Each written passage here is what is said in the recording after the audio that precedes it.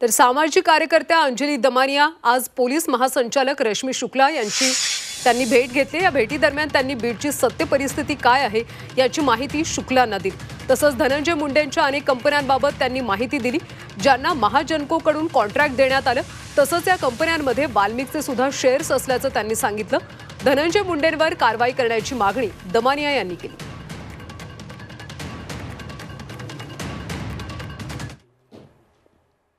कसं आहे की डीजी रश्मी शुक्ला यांना अनेक गोष्टींची माहिती मी दिली की त्यांना बीडची सत्य परिस्थिती काय आहे, काय चाललंय, किती मोठ्या प्रमाणावर दहशत आहे, या सगळ्या गोष्टींबद्दल मी आधी सांगितलं।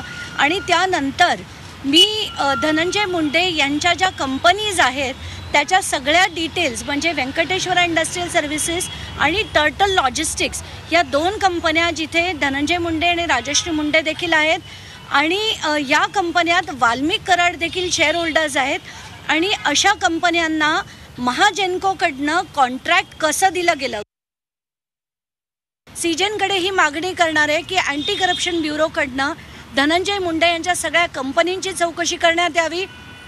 62 कोटीचं त्यांनी बँकांकडनं फक्त एका कंपनीसाठी जगमित्र शुगर मिल्स नावाच्या कंपनीसाठी 62 कोटीचं लोन यांना काय ग्राउंड्सवर देण्यात आलं, या सगळ्या गोष्टी आणि त्यांच्या Venkateshwara, turtle logistic, Jagmitra sugars या सगळ्या कंपनींची सखोल चौकशी करण्याचे आदेश हायकोर्टाने यांच्याकडे अँटी करप्शन ब्युरोला द्यावे आणि ही चौकशी ईडीने ॲज वेल एज CIDने देखील करावी अशी मी मागणी केलेली आहे।